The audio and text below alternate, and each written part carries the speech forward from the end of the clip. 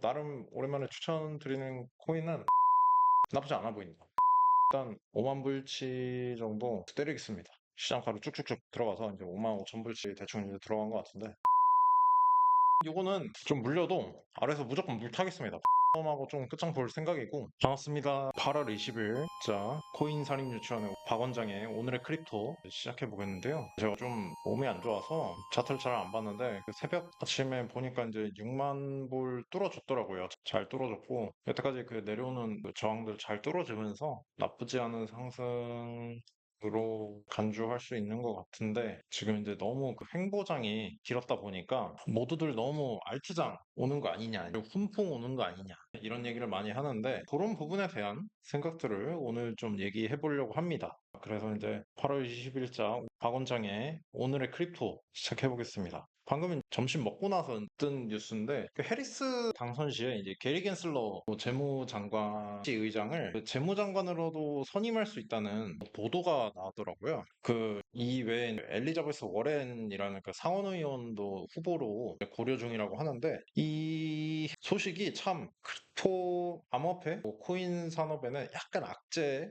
일 수도 있다고 생각됩니다. 왜냐하면 이 게리 겐슬러 의장이랑 엘리자베스 워렌 이 두 사람은 바이든 정부 때 그 크립토 산업 탄압 규제 이런 것들을 맨 앞에서 탄압의 선봉을 이끌었던 사람들인데, 이런 부분들이 벌써 이제 언급된다는 것 자체가 해리스가 이제 그 바이든 정권의 기조를 이제 전혀 바꿀 생각이 없는 거를 넘어서서 오히려 이제 첫 단계는 이제 바이든 정부 때 규제였고, 2단계는 오히려 이 규제를 강화하고 디테일하게 조사해서 더 억압할 수 있다라는 느낌이 조금 들긴 합니다. 이게 또 타이밍이 좀 안 좋다고 느껴지는 이유 중에 하나가, 그 미국이 이제 사실상 이제 금리 인하를 앞두고 있다고 이제 다들 보고 있는데, 그렇게 또 우리가 알듯이 이제 금리가 인하가 되면 유동성이 이제 저절로 따라오잖아요. 또 시장에는 이제 해리스가 당선되면 지금 이제 나오는 보도상 약간 규제를 좀 더 강화할 수 있는 스탠스, 그 느낌이 강하기 때문에 약간 크립토의 바람이 다시 한번 불기엔 약간 어려울 수도 있지 않나라는 생각을 좀 해봅니다.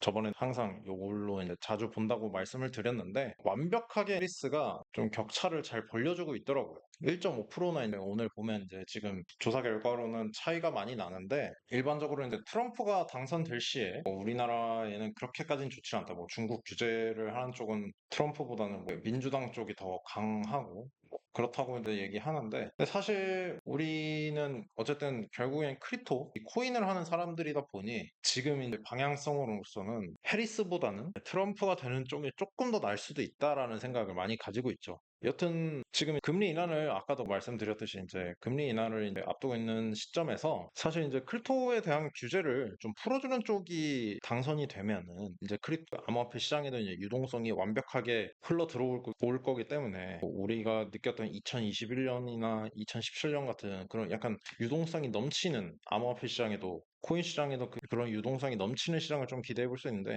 지금 느낌상 이제 해리스가 조금씩 이제 격차를 계속 벌리고 있죠. 보면 이제 꾸준히 격차가 많이 차이 나요. 보면 이 트럼프 지지율은 정말 암살 시도 이후에 좀 많이 내리고 계속 내려가고 있고, 보면 유동성이 어쨌든 이제 규제를 좀 풀어주면은 이제 큰 미국의 기관들이 전면적인 참여가 이제 시작될 거라고 이제 생각되기 때문에, 그러면 이제 가격이 상승하고 거기에 따라서 그 개인 투자자들도, 코인에 대한 그 개인 투자자들도 관심이 다시 이제 암호화폐로 많이 넘어올 텐데, 크립토 산업에는 그 해리스가 생각보다는 좀 더 규제를 강화할 것 같은 느낌이 강하기 때문에 그렇게 우리가 속된 말로 동남풍이 불어올 것 같지는 않다라는 생각이 듭니다. 여튼 미국 대선 11월에 오는 미국 대선 관해서 꾸준히 제가 말씀드리고 있는데, 미국 대선이 뭐가 이제 관련이 있냐 암호화폐 산업이랑 이런 얘기를 하시는 분들도 좀 있더라고요. 근데 결국에는 우리가 쉽게 얘기하는 그런 큰 손들이 들어오려면 결국 이제 기관 참여들이 필수적인데, 그 기관들의 대표적인 많은 큰 헤지 펀드들이라든지 그런 큰 손들이 많이 있는 결국 미국이죠.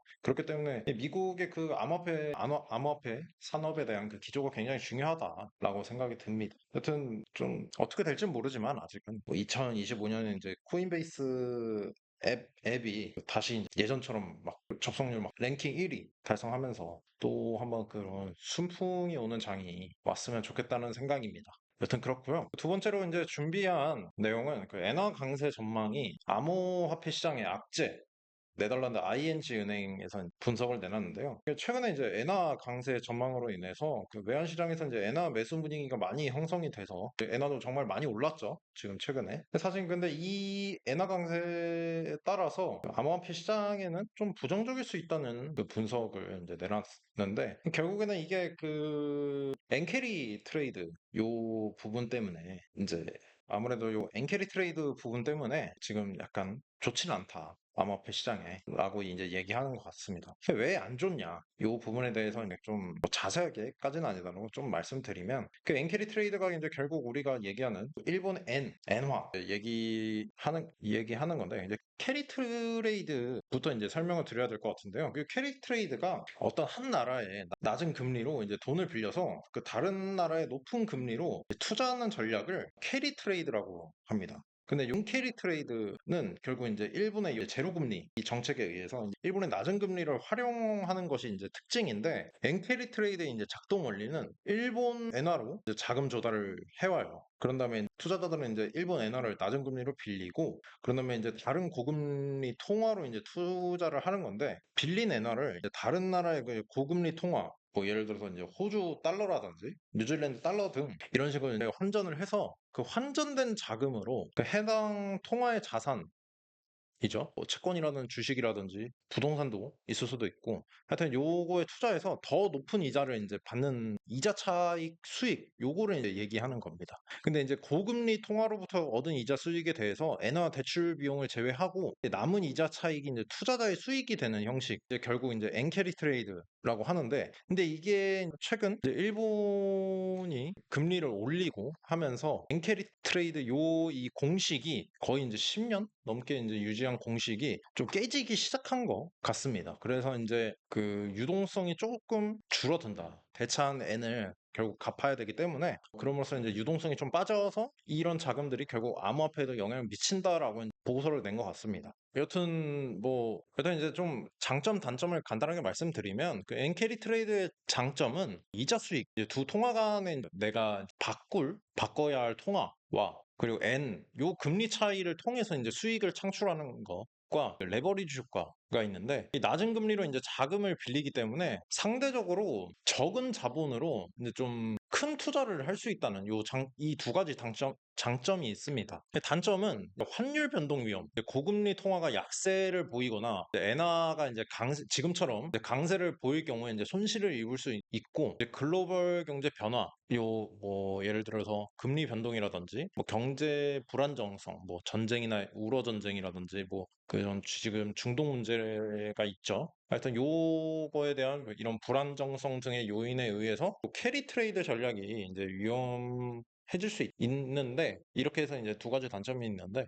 엔화가 이제 강세를 보이면서 이 장점에 대한 이자 수익이라든지 요 레버리지 효과에 대해서 좀 이득을 보지 못하고 있다 결국 그렇기 때문에 이제 유동성도 떨어지고 N을 담보로 이제 대차한 요 금액 요거에 대한 이제 자본들이 결국 이제 다시 돌아가고 있기 때문에 어떤 유동성이 좀 떨어져서 암호화폐 시장에도 그렇게 좋지는 않다라고 이제 얘기하고 있는 것 같습니다. 여튼 뭐 저도 이제 비슷한 생각이긴 해요. 저도 여태까지 이제 제로금리 기조에 맞춰왔던 일본이 이제 다시 금리를 올리면서 요거에 대한 다시 이제 N을 가져오고 있는 거죠. 이런 부분에 대한 이제 유동성에 대해서도 좀 생각을 해봤었는데 뭐 여튼 그렇게 가고 있는 것 같습니다. 비트코인은 올랐어요. 결국엔 좀 저항선을 잘 뚫어줬습니다. 누누이 문제되는 이 선이 결국 57,300불, 57,400불이죠. 이 선을 버텨주면서 결국엔 이제 올라가줬다. 역시 두드리는 만큼 사실 받아줬기 때문에 잘 버텨줘서 결국 한 번은 올라가 준 것 같긴 합니다. 근데 아직 막 확실하게 막 저항을 뚫은 건 아니라서 아직 막 알트장까지는 조금 잘 모르겠다라는 생각이 좀 있습니다. 간단하게 뭐 이더리움이나 이런 메이저를 좀 보려고 했는데 다른 메이저 코인들이 생각보다 그 비트코인 가는 거에 비해서 많이 못 올랐더라고요. 그래서 이제 좀 알트는 좀 애매한 것 같고 이제 제가 봤던 거는 SY 아마 이거 시스코인 요거입니다. 시스코인 지금 이제 주말 부터 해서 계속 이제 코인들이 많이 지금 펌핑 돼주고 있는데 시스코인 보니까 3일봉으로 보면 요 336선에서 잘 지지를 해주고 펌핑을 잘 줬더라고요. 거의 3배 가까이 준 것 같은데 보면 괜찮더라고요. 에어다오도 반등이 좀 잘 나와줬어요. 그 어제 계속 꾸준히 얘기하고 있는 팬텀. 그 팬텀이 다른 애들과 다르게 진짜 잘 버텨주고 꿋꿋하게 가지고 있어요. 사실 뭐 이때도 봤듯이 보면 주말간에 변동성이 있을 때 0.4 조금 넘었다가 0.35까지 왔는데 그럼에도 불구하고 꾸준히 요거 올라주고 있죠. 잘 버텨주고 다른 알트들에 비해서 정말 잘 버텨주고 있다. 그래서 이제 계속 말씀드리는 게 팬텀 괜찮아 보입니다. 정말로. 팬텀 늦지 않았다. 근데 뭐 수익 실현을 했으니까 뭐 롱을 좀 들어가 볼까? 지금 딱 생각난 김에 리플 이 자식이 또 올랐네요. 그럼에도 불구하고 전 팬텀이 좋아 보인다. 팬텀 일단 5만 불치 정도 때리겠습니다. 시장가로 쭉쭉쭉 들어가서 이제 5만 5천 불치 대충 이제 들어간 것 같은데 팬텀 요거는 좀 물려도 아래에서 무조건 물 타겠습니다. 팬텀하고 좀 끝장 볼 생각이고 근본 있고 계속 얘기하는 이제 팬텀 레어는 보니까 많이 내렸더라고요. 지금 보면 거의 40% 넘게 떨어졌는데 여기서 이제 반등 올 거라 막 사시는 분들 있어요. 그래서 오늘의 뭐 나름 오랜만에 추천드리는 코인은 시스코인 나쁘지 않아 보인다. 하지만 이것도 이제 잡주기 때문에 만약 받을 거면 한 0.12 정도? 0.12? 0.12 정도 좋지 않을까. 근데 이것도 결국 소액 들어가야 됩니다. 그래서 저도 아마 들어가면 5천 불만 들어갈 것 같고 또 오늘 뭐 들어가자마자 팬텀 바로 물렸는데 꾸준히 그냥 팬텀 요거는 이제 잡고 가야 될 것 같아요. 8월 20일 코인살인 유치원 그 박 원장의 오늘의 크립토 감사합니다.